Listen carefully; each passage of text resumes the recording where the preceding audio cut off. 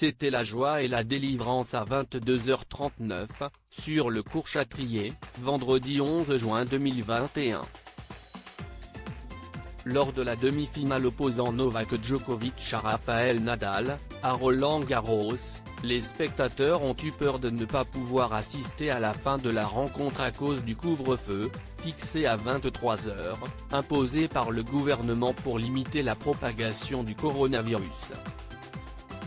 Seulement, juste après le gain du troisième set par le Serbe au terme d'un tie-break complètement dingue, le speaker de la partie, Marc Maury, a annoncé une bonne nouvelle au micro: « Madame, monsieur, en accord avec les autorités nationales, le match ira à son terme en votre présence. » Devant le peu d'enthousiasme que son annonce a fait au sein des spectateurs, il a insisté.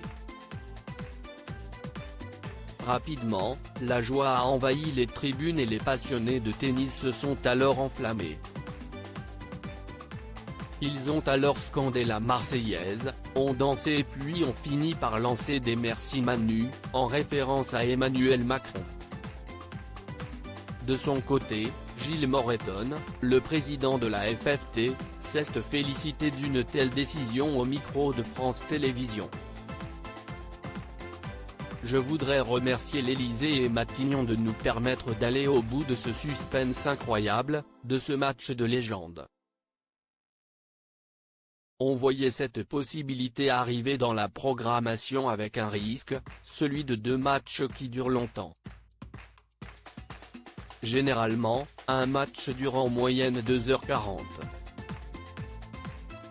Là on dépasse la norme dans ces 2 demi-finales d'exception, a-t-il expliqué. Qui est numéro 1 mondial au tennis? Le match entre les 2 favoris de la compétition a duré pas moins de 4h11. Au terme de cette partie où le public n'a pas manqué de donner de la voix pour encourager les 2 sportifs, c'est finalement le Serbe qui s'est imposé face à Nadal.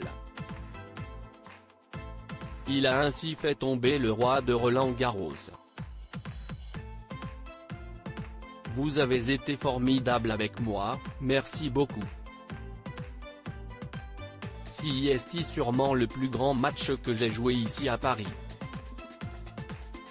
L'adversaire, l'ambiance, tout était parfait, a ainsi confié Novak Djokovic, le numéro 1 mondial.